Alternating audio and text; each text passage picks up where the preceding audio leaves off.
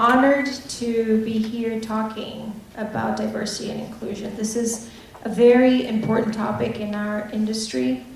We've had 9 years of unprecedented positive growth in construction, and today we have about 9 million construction workers.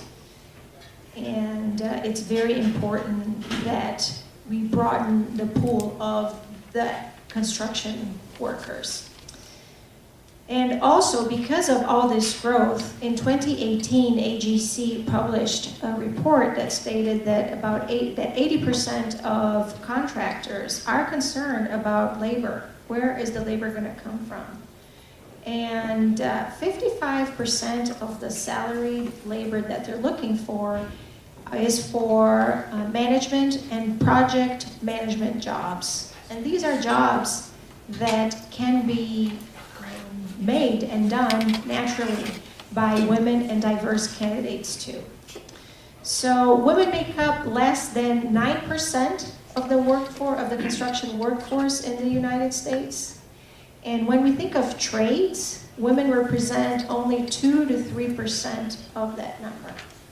And if you drill it down even further, of that 2 to 3%, 75% of that number is represented by white, non-Hispanic women. So that means that there is a huge potential for diversity in the industry.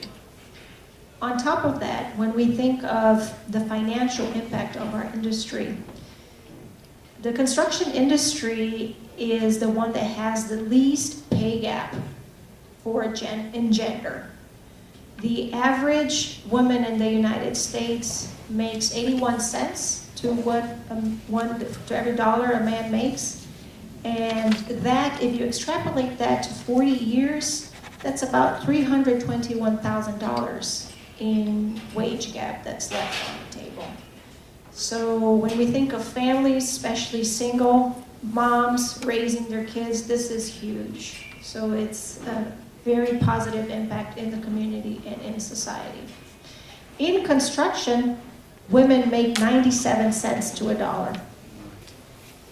And that would be the case also to any other diverse. It is an industry where the wages are more equitable.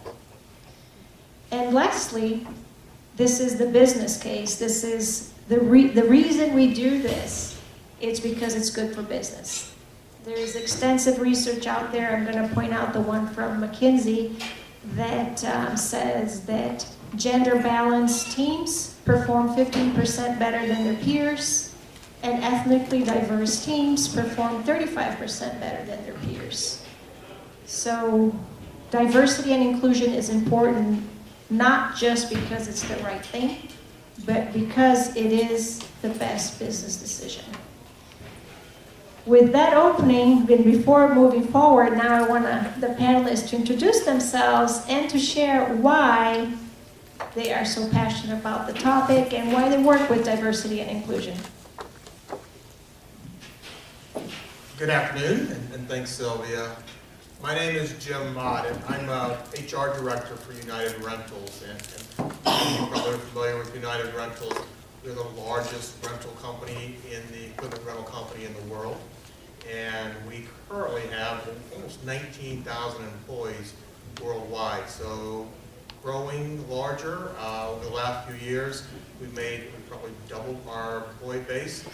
And as Sylvia mentioned, it's so important for us to look more broadly as we look at talent. So why are we so passionate about diversity and inclusion? Because we look at the future. We look at growth. We're all about growth. We were talking just a little bit ago about how we're outgrowing our facilities in a lot of cases, and we're experiencing the same thing. And so as such, it is important for us to broaden that pool, look more outside of that traditional candidate pool, and look for folks who may not have historically been in the construction industry. That's really pushed us outside and looking at females and diverse candidates. And we've had a lot of success with that, and I'm sure we're going to get a chance to talk a little bit more about that in a little bit. But I'm very excited. I've been at United Rentals for about 7.5 years. Prior to that, I was with Home Depot Supply for several years, before that Kodak, and before that UPS. So I've had a chance to see multiple companies, multiple experiences, and I see the value of diversity and inclusion. And I think that for our industry, it's very exciting to hear that we're doing better than most when I hear 97 cents on the dollar versus 81 cents. So appreciate being here and looking forward to a great afternoon. So thank you.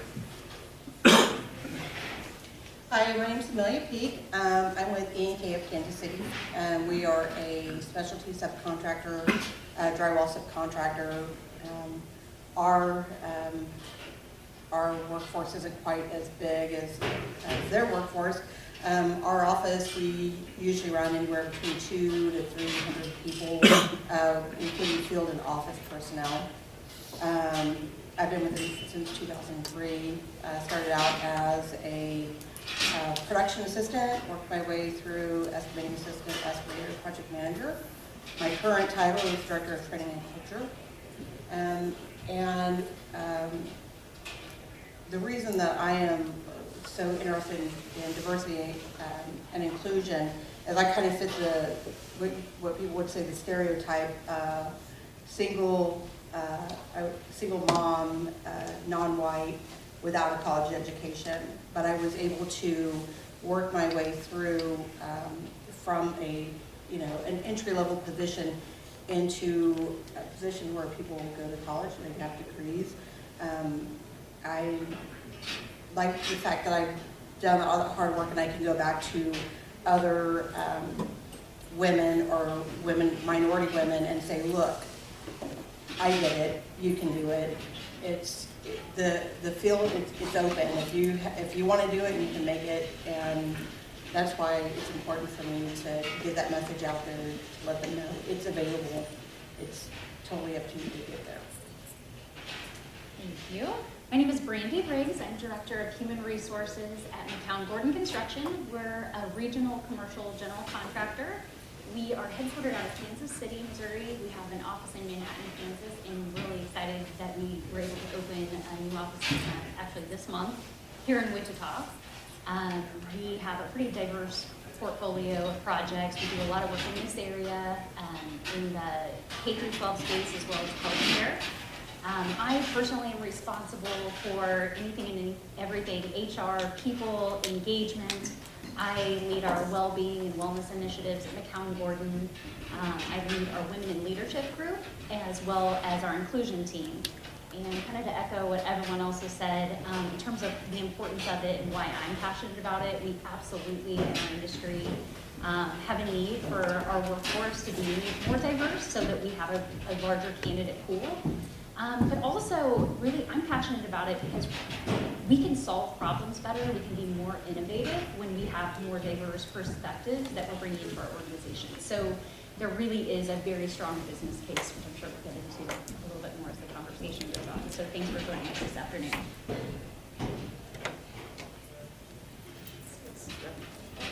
Thank you. As I was introduced, Sylvia with Hilti, just to give a little perspective on Hilti, we have 3,600 employees in the United States, 28,000 globally.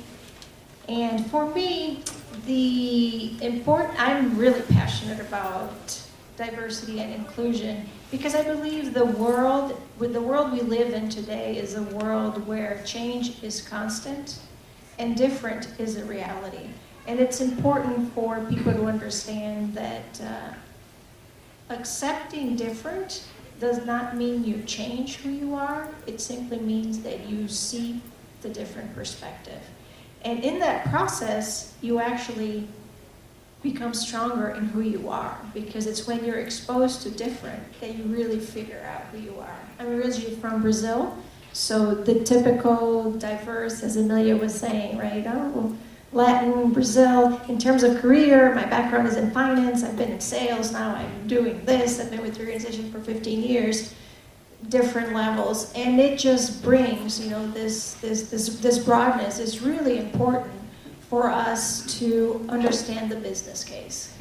For Hilti, this is all about business. We focused on gender, on generation, and on the global strategy, being a global company. And for us, it's imperative. It's one of our strategic levers because we are an innovation company. We're all about innovation. We need to be in the front for it because we are about adding value and finding solutions. And we can only do that if we have different perspectives and different mindsets working on the problem. Now, with that said, with the need for workers and the changing demographics, where do you see the biggest challenge for inclusion in our industry? How can we move forward addressing this? Maybe Amelia and Randy, you can expand on that?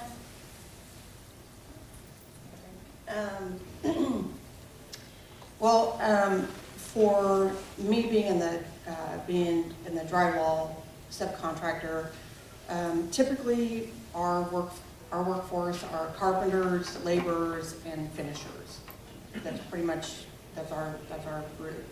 I was just recently talking to my boss and the local business association about, how do we get more women involved in carpentry? Most women can't sit and put up 50-pound sheets of rock all day, every day. Physically, most women are not built that they can pick that kind of weight up and put it on walls all day.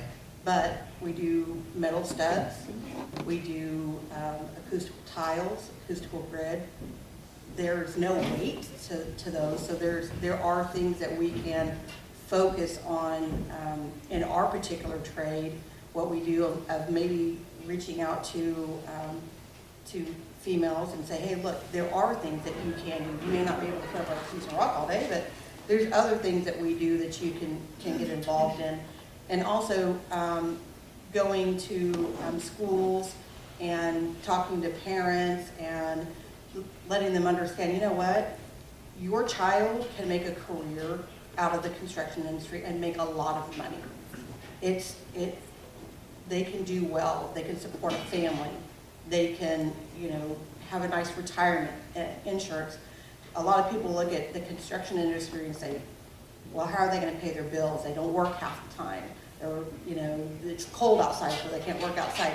They can make a career out of that, and we have to get that information out to the schools and out to the parents to encourage their children to be able to go into that, into the industry. So for us, I think, as a drywall subcontractor, I think that's our biggest challenge of getting information out to people. I would echo a lot of the same things. I kind of see it as twofold. Absolutely, our talent pool that's out there, that's our biggest challenge. I mean, we need to do anything and everything we can to encourage a more diverse group of individuals to go into it. So exactly what you said, partnering up with the schools, listening to anyone or talking to anyone that will listen in terms of the opportunities that are available in our industry, because there's a huge variety of them, and they're well-paying and stable for the most part. And I think that one solution to that is working together as an industry to accomplish that versus, in silo different companies. I think we come together and encourage students to learn about the industry and get excited about it, then we're all going to be able to benefit from that. And that's a lot more powerful than just one effort from one company.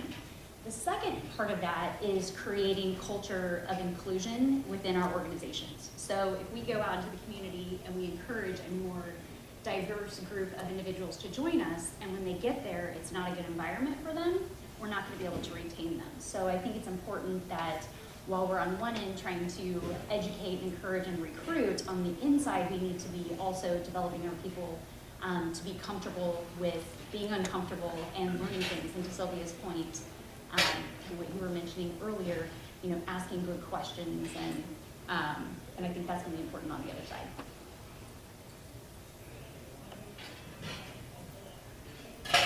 Thank you, and Brandy, I think both of you, and you, Emily, also very well stated that there are external barriers. The barriers, one of them is clearly the perception, as you said, Amelia, sorry, and also the physical part of the work also, and then the inside the organization. Inclusion is a real challenge also. And if we go to now turning the conversation towards what organizations are doing, the real topic that everybody, probably most of you have heard about is bias. What is bias? How does bias impact all this? So I would like to hear from Amelia and also from Jim. Let's start with Jim. What is unconscious bias? And what are your organizations doing to combat that? Thanks again, Sylvia. So unconscious bias, it's kind of an interesting topic because I believe all of us have biases. Whether we admit it or not, whether we want to accept it or not, we all have biases.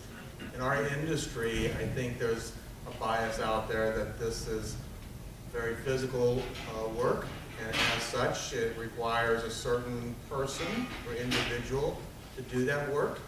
And we experience that from time to time. We have managers who might have a perception of an individual long before they get to know that person. So how are we combating that? What are we doing? And one of the things that I think we're doing a very nice job of right now is we're doing an extensive amount of training for our managers, helping them understand really what skills and abilities are required to do the job. That is not defined by race, by gender, by any demographic. Skills, competencies, knowledge, where does that come from? And so we spend a lot of time working with our managers, training them, helping them understand what it takes to be successful here, and really focusing on the job and the results, and that is what's helping us quite a bit. It's always a challenge. It's always a challenge, but as long as we understand and know what those biases are up front, we have the ability to address those and build in our processes and our system ways to address that and get past that. So I think, again, we've done a pretty nice job just simply by training our managers, by also introducing opportunities for more diversity in the organization, maybe some non-traditional roles initially, or roles we didn't typically have, where we can introduce folks in. I love hearing, different types of jobs that maybe a female might do that might not have been a typical job previously. We do the same thing. We have a very nice sales program by which we are looking for sales folks who have zero industry experience, sales associates. That opens the door up very broadly. That opens it up for any candidate to come in our doors. And so, as such, we are combating that unconscious bias by creating opportunities and really looking at skills and abilities that are going to help us grow as an organization. For us, I really didn't know what unconscious bias was until I went to our annual forum for NAWIC, and I sat in on the panel session. And after I went to that, I came back to my office and I was like, I don't think anybody's really talking about it. And I was like, what, this is going to be my main focus right now, is to start this conversation, because we haven't addressed it. So I went to, we have a corporate trainer, so we have offices throughout the United States, and I said, hey, do we have anything on unconscious bias? And he said, well, we've been looking into doing something about that, and about getting a class or something. And I was like, I'm going to start looking into this and reaching out. And I was able to reach out. We got some classes set up. We had our first webinar actually last week on the unconscious bias, and a lot of people had no idea what it was. They're like, what is this meeting, or what is this webinar we're going to have? And at first, it was really quiet. Nobody really had anything to say. Throughout the webinar, as things got on, a little bit more people got involved. But the following days after we were done with the class, we kind of talked about it a little bit. But now I hear them having conversations about, I never realized what a microaggression was, or I never realized that, I felt this way, or, I always wondered why they only, hired these kind of people or whatever. It opened the conversation. So now that we're starting to have that dialogue, Now we're going to continue on. We have more classes that we're going to set up to follow up so that we can say, okay, now that we realize and we took these tests and stuff, we're now going to start moving forward with a little bit more follow up on that and education just for us in general. Yeah, and unconscious bias is a very important first step, yet the first step, right? We all realize and understand we have bias, and then so what? What can we do? And this is where then you might have heard, oh, but D&I is a journey. It takes time. It does take time because this conversation is about individual choices. Inclusion is an individual choice. So once you as an individual, you recognize that you have bias, what choices are you making to mitigate that? And then as an organization too, this is where the conversation gets really interesting. What are you doing as an organization to mitigate process bias? Where do you go find candidates? How do you select the candidates? Who's present during the process of selection of the candidates? How do you define talent? How do you assess talent? And who do you sponsor? So in every situation, there's room for bias to kick in. So there you really have to have an assessment and look at bias not only as individual bias, but as processes within the organization. And at Hilti, we also look at this as a journey, and we've tied it to culture. Because I always like to say that when we discuss inclusion, we're talking about a reinforcement of culture. This is not about a revolution. What we want to do is to replicate the environment where we are. We can't create talent that doesn't look like where we're present and operating, because I don't see the role of the organization to bring change to the community, but to better represent the community and give an opportunity for everybody in that community to have a chance.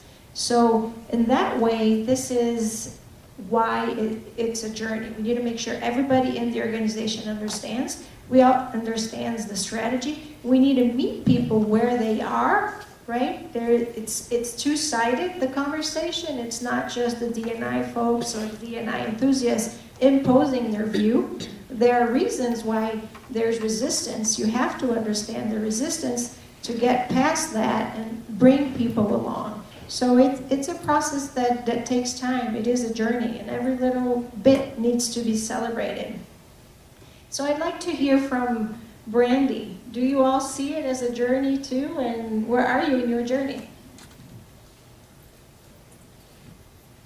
So yes, we absolutely see it as a journey. A D&I leader in Kansas City that I respect tremendously uses a great analogy. He talks about it being like a racetrack. And all of us that are D&I champions, you know, we're in the middle, we're going fast, we're running. But there are people on the outside of the track that are walking. And if you are in the middle as a champion and you're running, you're leaving them in the dust. And so we need to go out there and find them and meet them where they are. And there's a lot of conversation right now about D&I, and it's getting a lot of spotlight, which is great. But a danger associated with that is when we go to our leaders and we say, are you on board with D&I? What are they going to say? Yeah, I completely understand it, and I'm on board, right? They're going to do that. When in reality, they may not completely understand it. So I think it's important for us to let that be okay, so that we can start the conversation with our leaders, so that they can start to create an understanding that has a lot of roots in it, because that's really how we're going to ultimately make changes throughout the organization. We've talked a lot about unconscious bias training. You asked about where are we at in our journey. So we're probably in like third grade or so. I wouldn't say we're in our infancy. We did a few years ago work with a consultant to create our own homegrown unconscious bias training. We have two different flavors of it. One is an individual contributor version. The other is a manager leadership version of it. And we kind of saw that as, when you want to change behavior, you have to have kind of the unfreezing. And so it's just the awareness. And hey, we all have unconscious bias, every single one of us. They're different. And unconscious bias is their assumptions, and we all have to operate under a lot of assumptions each and every day, or we can function very quickly.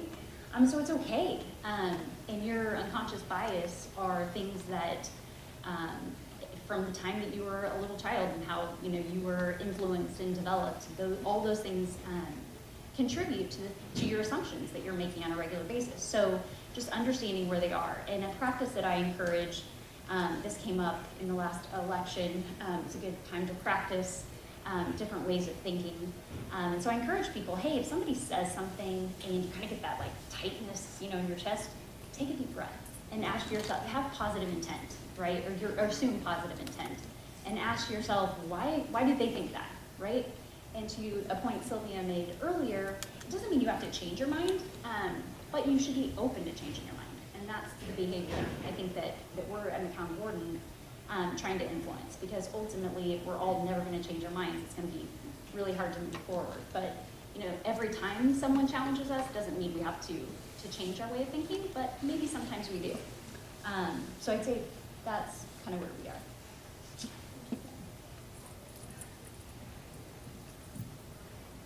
Yeah, and I'm glad you mentioned a few times, Brandy, the change in behavior, because what this is organizational change. Diversity and inclusion falls under organizational change, so what mechanisms are you putting in place to make that change happen?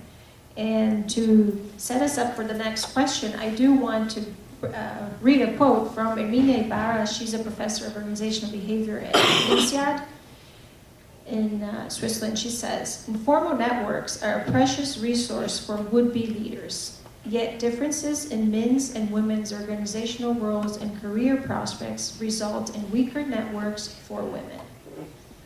There's a lot of research out there suggesting that one of the basic barriers for women in organizations are the informal networks, because we have different interests, we're different than men, we do different things, we've been raised differently. At the end, when someone the famous, let me tell you how things really happen here. Well, those are the precious informal, and that's where you're really getting the information. And if you don't have mechanisms to allow for women to have access to that, it becomes really, really difficult. So that's why we talk a lot about mentorship programs. That's one of the initiatives we have at Hilti. Yet having a mentor, it's good for you to develop within your role. What's really important is for women to understand the need to have a sponsor, because the sponsor is the one who's there when you're not there. Who is it that's talking about you when you're not present? And when all those important roles or that really important project is being decided, who's going to lead that project to give you exposure. So that's another initiative that is really important. And at Hilti also, the role modeling aspect is really important. So our CEO has signed a CEO commitment for change with Catalyst. He's one of 50 CEOs who signed that commitment, and that is focused on improvement of numbers in women representation, women in management, and also overall inclusion in the workplace. So that really sends a strong signal to the organization. He participated in a 2-day facilitating session by men advocating real change. And today, Avi, our CEO, he could be in this room with 100 guys and say, I'm going to tell you about white privilege. And for a CEO to have the courage to bring up the topic these days says a lot, because it's put in the context of business, what privilege means.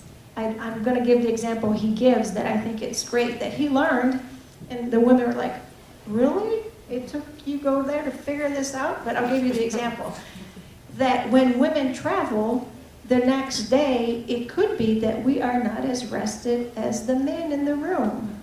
Because when we go to our car or to get a taxi, you're concerned about your safety.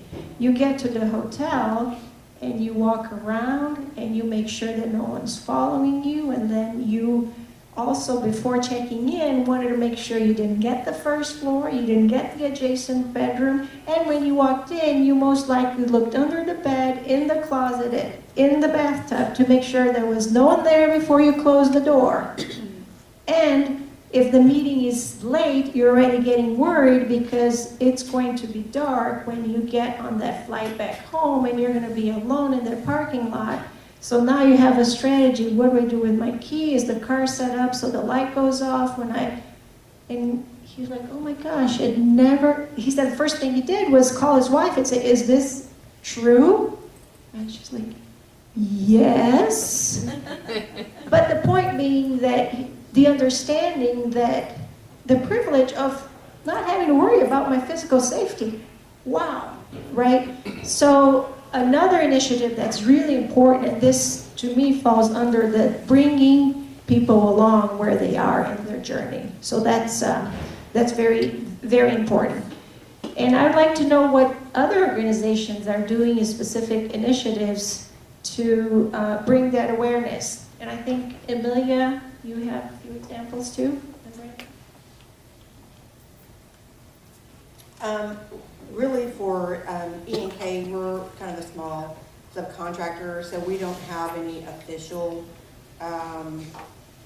initiatives or programs per se set up for the women in the organization. But with that being said, they're extremely supportive of those women that we have working there. They're extremely, they try to push us to be involved in organizations like NAWIC and the CLC, and there's this Construction Leadership Council. Any organization that they feel will help better our career or our network, move us forward in our education, they are super supportive. We're also kind of unique in the fact that we have a lot of females that are project managers. We actually have one of our unit presidents is a female. So they are definitely uplifting and not restrictive as far as having women in management positions. At one point we had 5 female project managers and we had 1 male project manager. So it's kind of like the flip, and he was like our son. We just made sure and checked all the girls that he was dating, make sure they were okay. But so they're very supportive on that kind of stuff. So we may not have a official program, but they're extremely supportive. At Towngordon, we do have a group that we call the Women in Leadership Program, and it's really twofold. We have 3 different committees. One is Inspire, one is what is development, and the other is community. And the benefits are twofold. So those groups are bringing education and development into our organization and into the community. But in turn, the young professional women that are serving on those committees get access to our female leaders, and then also are in leadership roles within that group. So we're pretty new at this. It's been developing over the last couple of years, and we've really seen a lot of positive results so far. The Inspire group really is just that. What speakers on what topics can we bring in to really inspire not just our females, but all of our males are invited too, into the organization to create a conversation for everyone. One panel that we did last year that was a really big hit included our CEO, who's a male, another superintendent, male, and then a couple of our female associates. And it was just about like work-life balance and the things that you mentioned in terms of travel. Some of those things came up. So just a great conversation that our organization had. So we do some of those that are homegrown. We also pay fees to bring in other speakers. The other group is Develop, and Develop has a lot of varying responsibilities. They are working to help our leaders develop them to be more inclusive, and that's going to benefit the women's side of the conversation, as well as really all of our minority groups. I constantly try to make them aware that it's not just females that are on the other side of that. It might be a male that doesn't go out to the after hours stuff like everyone else does, right? So who is being his advocate, how is he developing his professional network, and so on. And then last is community, and I think this is really important in our industry for us to go out into our communities and support women and minorities as well, because what we have to remember is that regardless of what we're doing internally, we may have a great internal culture, but every day we're sending all of our people out to work with trade partners and other groups within our communities, and they may not get treated as great in those settings as they do within our own walls. So I think we need to do as much as we can to uplift the entire community and make it good for everyone. Yeah, thank you for the examples, because I think it's very important for us to understand that you don't have to be in a huge global organization to impact your workplace. This is an initiative that can start very small. Emilia said that until you attended NAWIC in August, you weren't aware of unconscious bias, and look where you're at right now. And this is the work that it's all about awareness. One more individual being aware, and there's a lot we can all do to change our workplaces.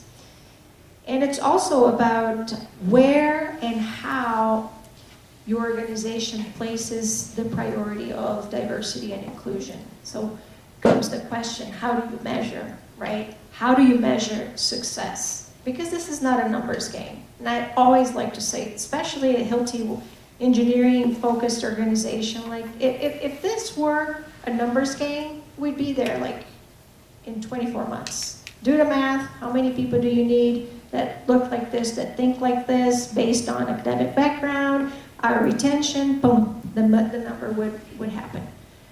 But that's not what this is about. This is about organizational change, changing mindset, and making the workplace more inclusive for everybody. Because workplaces that work for women work for all. Clearly our conversation has focused on women, but it's when you're more inclusive to women, you're inclusive to everybody. As an example, we enhanced a lot of our benefits. We have what we call family leave.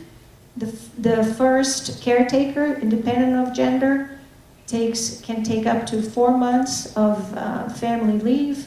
Second caretaker takes 3 weeks of family leave.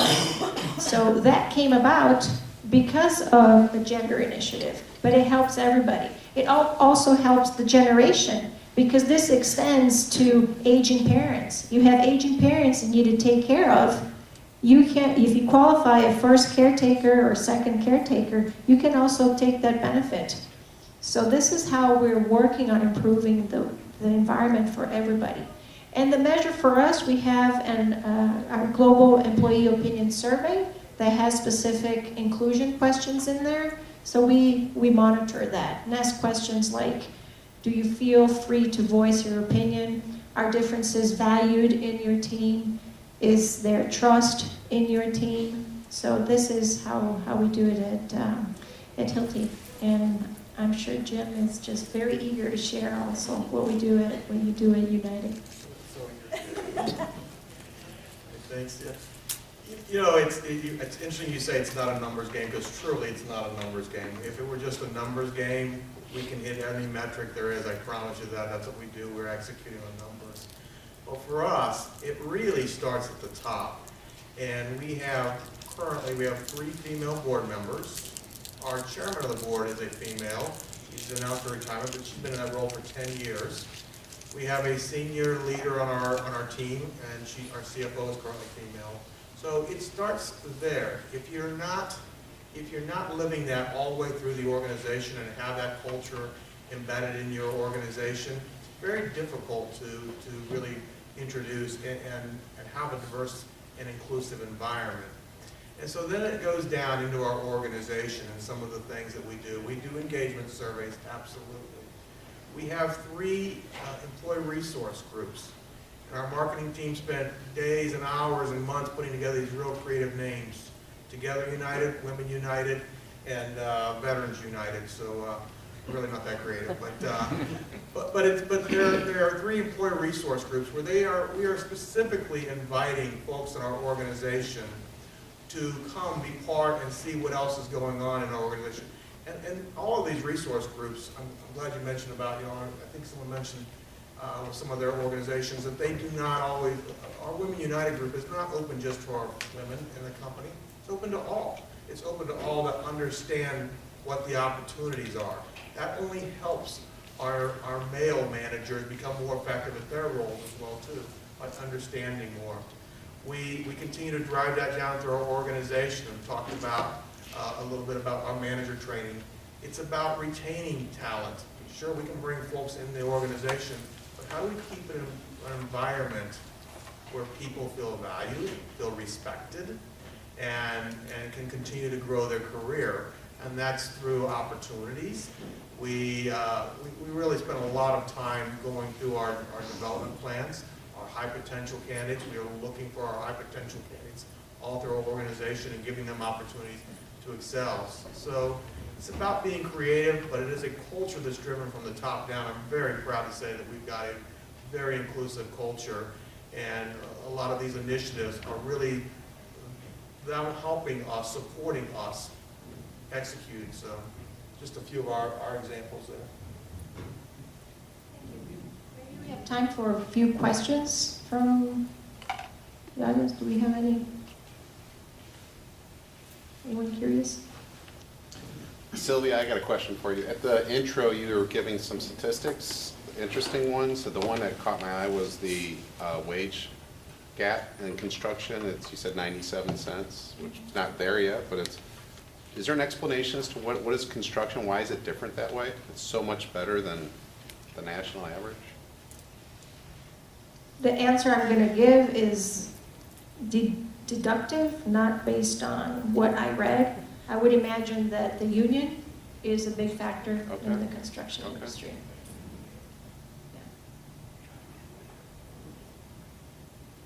I've got a question. I think Jim, is that right?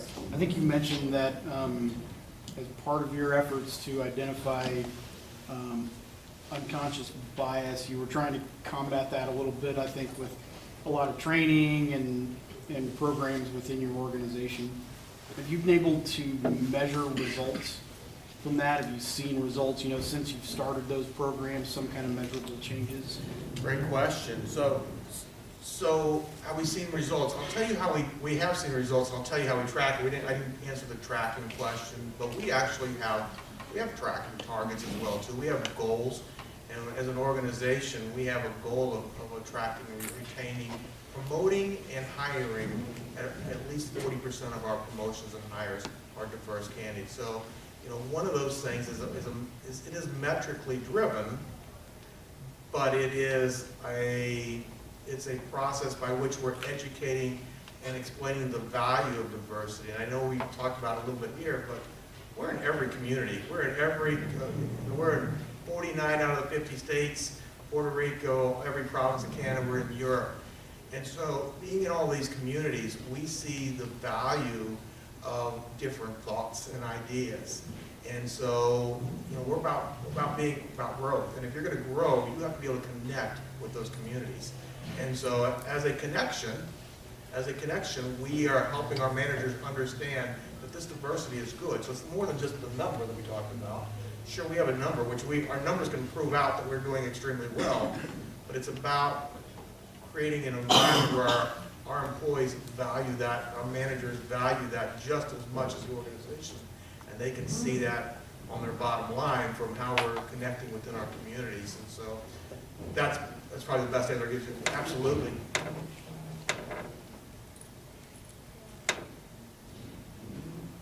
In this journey, it's all about the little things. That's how you and I think, Brandy, you're the one who mentioned about the positive intent.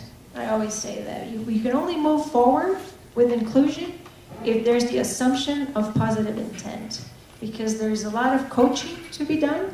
People are different, and if someone says something or interprets something in a way that is different than what you intended, that person has to speak up and let you know and give the feedback. And for that, you need to have an environment where the intention, the assumption of good intent is there. Because the one thing in inclusion, in this topic that is true, is that you're only moving forward if it's uncomfortable, because that means you're learning.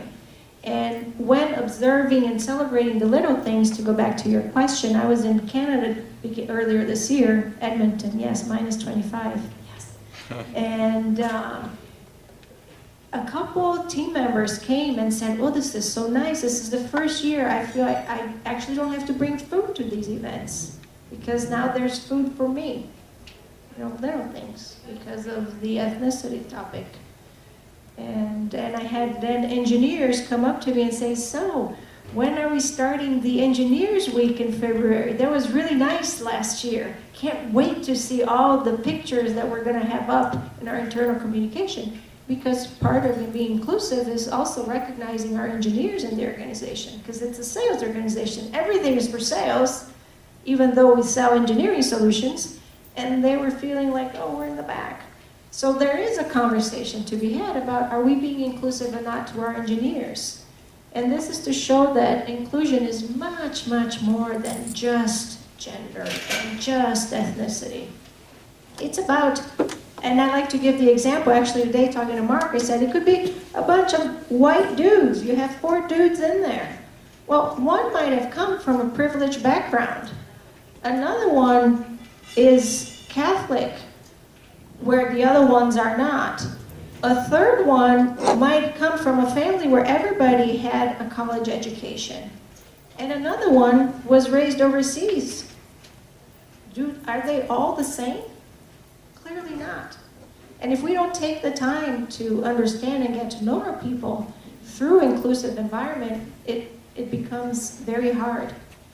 And we want people to speak up so they bring their ideas, and we're always more innovative because that's the business case, right? Innovation and higher productivity. How are we doing on time, Vicki? Okay. Any other questions? No? Then, I do have one last question for our panelists. And it's a personal, because I like to end on a personal note, because all this is very personal. We all feel connected to the topic at some level. And one learning I've had almost 4 years now doing diversity and inclusion exclusively, as I mentioned, my background is not in this, but I have learned that we are the agent of change, right? We as each one of us is the one that needs to bring change to the organization. It starts with us, and then we start influencing others. Great example Emilia just shared. So I would like the panelists to share, what advice do you have to anyone here who might be interested in developing in this area or bringing change to the organizations? What advice do you have?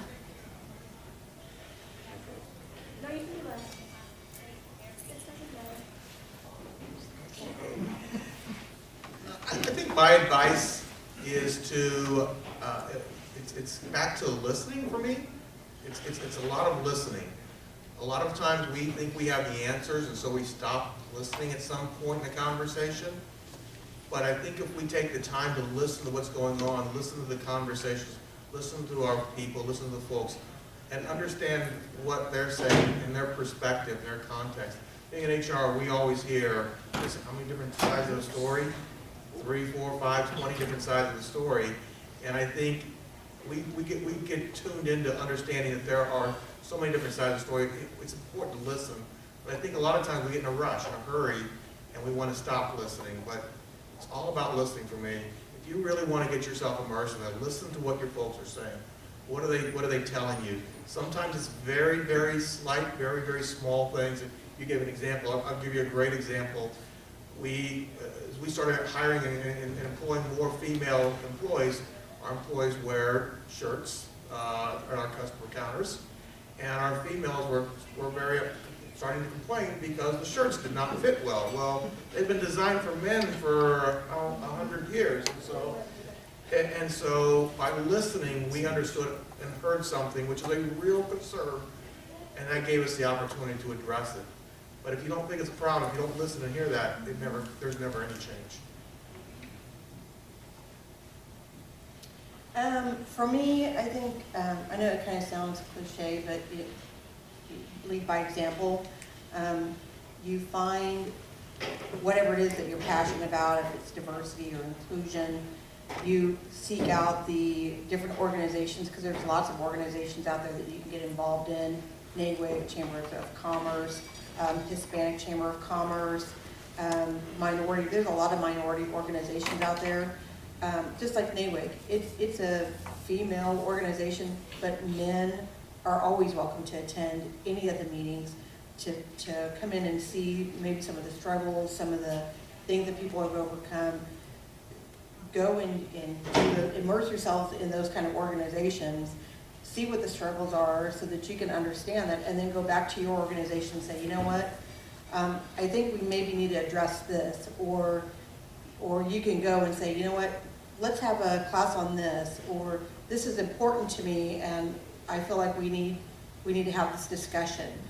Once you get a little bit more information behind you, you can go and you can have those conversations with your training or your HR or your management to say, I think this is something that we need to address.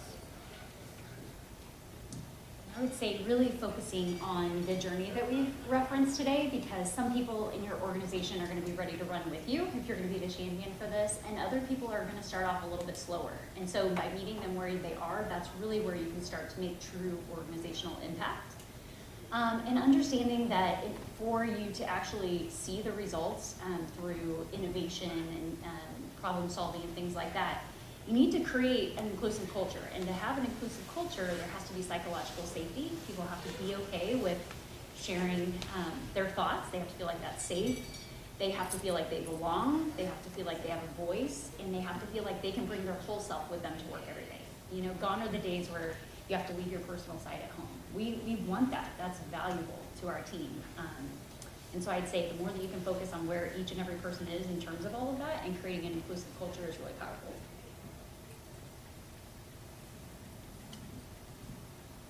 Yeah, and I want to close by saying that if in your organizations you do have D&I practitioners, we started a diversity and inclusion in construction and engineering group last year for D&I practitioners to share best practice as an industry, to talk about what are we doing. When I had that thought and I sent out the invitation to organizations, I said, we don't want to be stuck with what's left of the labor out there. We are competing with the Googles, we're competing with Facebook. We want the best talent. And the best talent does not mean solely trade jobs. We need a lot of project management, software jobs. And with that in mind, the group really kicked off. United Rentals is part of the group. Right now we have Skanska, McKinstry, McCarthy, and I could name you quite a few. Sunbelt, which is beautiful because we have two competitors in the same room. Because this is about how do you move the conversation along in the industry. So if you are interested as an organization, please reach out to me and we can get you connected. We have our third meeting in New York this year. So yeah, it's amazing that it like grew out of nothing. It's kind of awesome because the need is there. The business need is there, and slowly we can make things happen.